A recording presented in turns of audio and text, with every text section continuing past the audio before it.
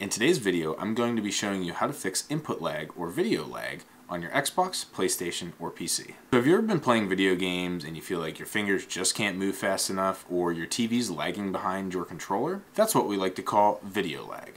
It's also called input lag. I'm going to be showing you 4 different ways to fix video lag or input lag today. The first 3 are pretty quick fixes, and the 4th one requires a little bit more time and money. Check it out. The first thing you'll want to do is check for loose wires, fraying, or other damage with your HDMI cord. There are quite a few areas on the HDMI cord where fraying or damage can occur. Sometimes there are these little connectors, like you see in this one, where damage can occur from the wire being moved around.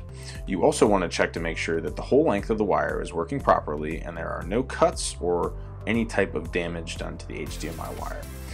Also, you'll want to check where the wire connects to the plug. This is the most frequent area of damage because of how much it moves around. The last thing you'll want to check is the plug itself and make sure that it isn't loose or there aren't any other problems. And finally, checking the pins to make sure that they're all there and there aren't any damage to them. Next, you'll want to make sure that you're using HDMI 1 or a port specifically labeled for games. Sometimes this port for games is located on the side of the TV for easy access. It might not be labeled games, but you can guarantee that it's a game-specific port. Make sure you're using HDMI 1 over HDMI 2 to reduce input or video lag as much as possible. The next trick will be specific to your TV. What you're going to want to do is open up the menu on your TV and navigate to the picture options. Once you're in the picture options, there's a good chance that you'll have a couple different standard, custom, or preset picture modes that you can scroll to. Most TVs will have a game mode that will change some settings like backlight, brightness, contrast, color, tint, and other advanced video settings to help facilitate better gameplay. There's even times where there are hidden features or functionality that isn't present in the menu that will be switched on or off depending on what type of picture mode you are on. Last but not least, let's talk a little bit about refresh rate. Refresh rate is pretty important when it comes to gaming.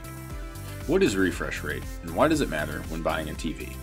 Refresh rate is simply the amount of frames per second a TV can display. Refresh rate is typically displayed in hertz, which is a 1/2 unit. For example, 120 hertz equals 120 frames per second. On XboxDIY.com, there's a diagram for showing which TV you should buy depending on the size of the TV.